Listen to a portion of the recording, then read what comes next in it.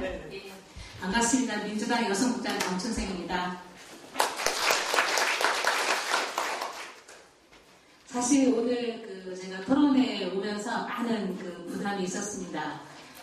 그러니까 아시겠지만 우리 민주당에 지금 또 새로운 격변기에 와 있는데요. 이론적으로 논리적으로 그리고 정말 이상적으로 남녀 동수 제에 대해서 굉장히 적극적으로 찬성함에도 불구하고 현실적으로 어떻게 할 것인가라고 고민을 했을 때 굉장히 복잡한 현실들이 저희 어깨들을 좀 짓누르고 있는데요. 일단은 오늘 토론회를 주최하시는 행동하는 여성연대라는 이름이 굉장히 개인적으로 마음에 듭니다. 제가 사실은 전문위원으로 활동을 오래 했었고요. 2011년도 2월달부터 여성국장으로 하게 됐는데 여성국장이 하는 일이 매일 싸우는 거예요. 어쩔 수 없이 그렇게 될 수밖에 없더라고요. 사실은 저도 이제 어떤 이미지도 좋게 가고 싶고 하지만 그동안의 과정을 여성국장에게 책무를 하다 보면 싸울 수밖에 없는 현실. 아까 우리 김은기 목사님께서는 설득하고 지지를 얻어내라 하지만 현실적으로 하면 안 싸우면 안 되더라고요. 근데 우리 여성 정치인들의 딜레마가 있습니다.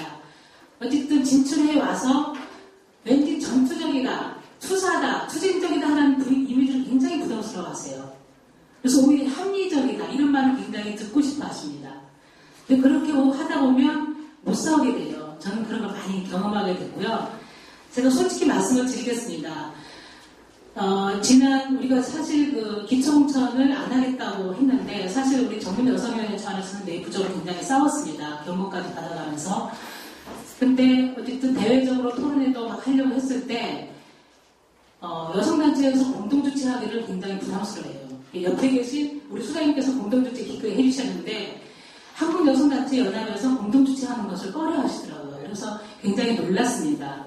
그때 어쨌든 여러분들의 문제시도 같이 공감하시겠지만 기초공천 과정에서 여성의 움직임이 없었다는 것 이것이 굉장히 우리한테는 많이 힘들어했었던 배경이 됐다 이런 생각이 드는데 어차피 우리 폐지하게 됐습니다. 그래서 지금 굉장히 어려운 상황들이 기초원들이 당원에 우리가 항상 우리가 느끼는 것들이 지금도 민주당 보면 가끔 하시잖아요. 그러니까 아까 당원 얘기를 했었는데 그것도 정치개혁이라는 이슈에 묻혀서 항상 초기화돼요. 무슨 말이냐면 당 내부에서 당 개혁특위, 정개특위 의제 했을 때 논의를 합니다. 그러면 우리는 이것도 논의해라. 여성 참여 할당제라든가 정치 이 부분 해라 하면 이번에는 그거 논의 안 한다. 항상 대답이 그렇습니다. 이게 무슨 소리냐 해가지고 우리 냅니다. 내면 논쟁을 하게 됩니다. 이 안건만 올라가면 마무리가 안 돼요. 결론이 안 납니다. 결국에는 개혁특위위원장이 그나마 그 당시 2011년도 천상배 의원께서 당개혁특위위원장 했을 때 30% 의무 추천을 통과시켰습니다. 당개혁특위 안으로. 그런데 무슨 일이 있었냐면 2011년 또 시민과 혁신과 통합인가요? 거기에 하는 과정 제일 먼저 어쨌든 날려버리는 게 이런 거예요. 모든 사람은 자기가 정치를 해야 되기 때문에 이거는 문제다. 그러면서 헌법소원 제기도 됐었지만 제일 먼저 의제에서 빼뜨리는 것이 이겁니다. 그래서 다시 시작해야 됩니다. 또 제기해서 싸우고 그렇다고 해서 여성 정치인들이 다 싸우는 것도 아니에요. 특히 일부만 싸웁니다. 뭔가 욕을 먹어가면서. 그래서 겨우겨우 만들어냈던 게 15%이고 그것도 이제 나중에 10% 조정이 됐는데 어쨌든 그거 역시도 저는 정치사에 어느 정도의 저는 획기적인 계기라고 봅니다. 왜냐하면 민주당 입장에서 봤을 때는 지역구가 비례대표, 그러니까 지역구가 13명인데요. 비례대표가 11명입니다. 그래서 지역구 국회의원이 최초로 비례대표를 앞질렀던 그런 선거로 기록이 됐습니다. 또 다시 논쟁이 시작이 돼서 이제 5월 4일날 작년에 우리가 전당대회를 하는데 또 전당대회를 앞두고 당원개정 논의가 있잖아요. 또 우리가 제출을 했습니다. 이번에 지방선거가 앞두고 있기 때문에. 그래서 거기서도 엄청 싸웠습니다. 싸워서 다 아시다시피 당원에, 당구도 아니고 당원에 모든 지역구의 여성 30% 이상 의무 추천해야 한다고 명시가 됐습니다. 그리고 지역 선출직 전국대의원 50% 할당도 의무화 됐고 그런데 이번에 새정치 하자면서 새정치연합과 통합을 하는 과정 지방에서 이거를 손봐야 된다는 논의가 또 나오고 있습니다. 또 초기화되는 겁니다. 안타깝지만 또 처음부터 다시 시작해야 됩니다. 그래서 저희가 아시겠지만 그걸 좀 항의를 좀 해주세요. 새정치비전위원회는 외부 인사로만 다 구성이 됐습니다. 거기에는 여성 3명이 들어갔죠. 근데 중요한 논의를 하는 정당정책국가, 정당정책국가, 당헌당규국가, 총무조직국가는 단 한 명의 여성도 없습니다. 민주 셋, 새정치 쪽 셋, 모든 남성들로 구성이 되어 있어요. 그러니까 우리가 이걸 아무리 해봐야 이 새정치라는 의제에 묻혀가지고 제기가 안 되는 거예요. 그래서 저희들이 새정치비전위원회 당헌당규분과위원회에 저희 제안서를 냈습니다. 민주당에 명시된 30% 의원 추천 중 반드시 계승해야 되고 실천해야 된다. 그 지도부들이 제일 아파하는 부분이 그거거든요.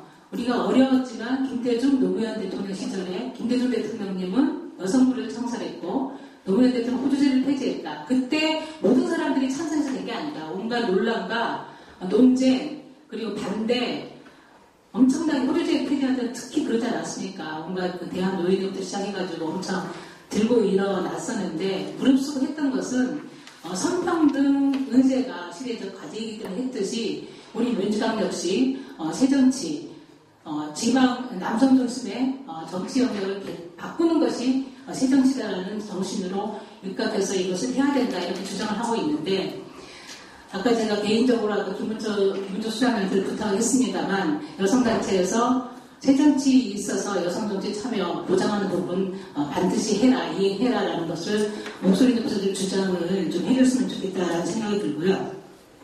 제가 어쨌든 50%로 간다는 부분에 대해서는 남녀동수 분명히 인정을 하는데 지금 단계에서 바로 내일 모레가 선거인데 후보군이 그렇게 준비 안 된 상태에서 남녀 동수라고 대결했을 때는 어떻게 보면 호황되게 보일 수도 있습니다.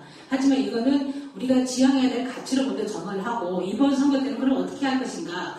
우리로서는 30% 그 조항만으로 살려서 이 실천해라 요구를 좀 밖에서 해주시면 그래도 힘이 되지 않을까 그래서 생각을 했는데요. 광역의회에서 30% 하려면 218명은 공천을 해야 되더라고요. 우리가 시도별로 다 조사를 해봤는데 30% 시도별로 했을 때 그리고 이제 더 이상 어쨌든 여성이 더 잘할 수 있음을 이렇게 떼찌하게 싸우지 말자 그러는데 이 논쟁이 들어가면 이 떼찌함, 디테일이 굉장히 중요합니다. 하나하나 질문하는데 그럼 입증해봐라 어떻게 그래서 저희들이 조사를 해봤습니다. 전국 단위의 광역의회를 다 조사했어요. 그래서 의원별로 조례 발의 건수를 대표 발의 건수를 다 봤습니다. 근데 놀랍게도 4년 동안 대표 발의 한 건도 안 한 사람들이 78명이나 있어요. 그 중에 76명이 남성입니다. 네, 2명 또 오게티로 또 있긴 하지만 그리고 이제 1인당 발의 건수도 여성이 5.8, 남성이 4.6 이렇게 또 차이가 납니다.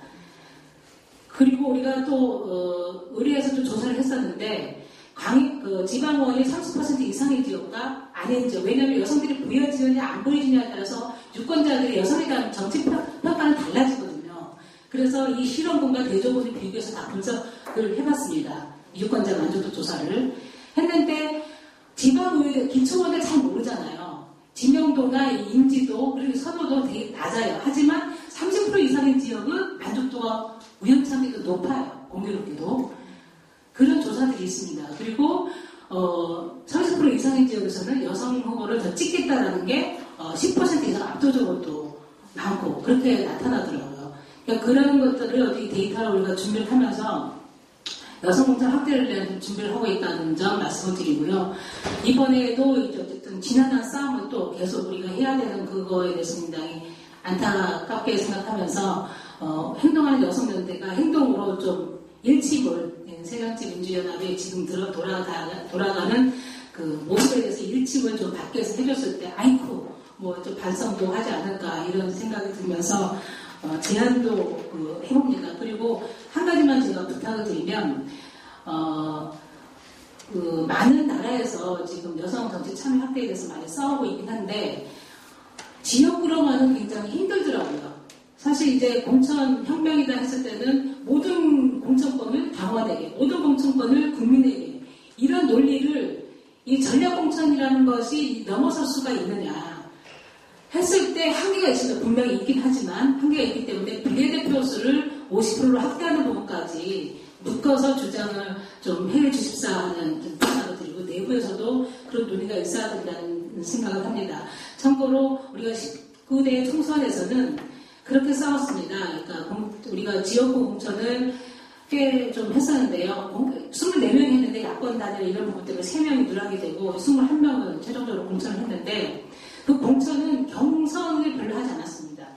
그러니까 우리가 경쟁력이 있는 그 지역에서 여성 후보자가 있는 지역에 대해서는 저희들이 여론조사를 다 했습니다. 했는데 경쟁력이 높게 나오기 때문에 여기는 단수 공천을 해라. 무조건 싸우는 겁니다. 지리면 다행히 공심위에서 종합심사가 되면서 여성 후보가 있는 지역은 좀 더 달리 평가를 해서 단수 후보로 지정이 대부분 단수 후보로 돼서 된 지역입니다. 경선을 통해서 이긴 지역도 물론 있지만 그리고 전략공천이 5개 지역이었고요.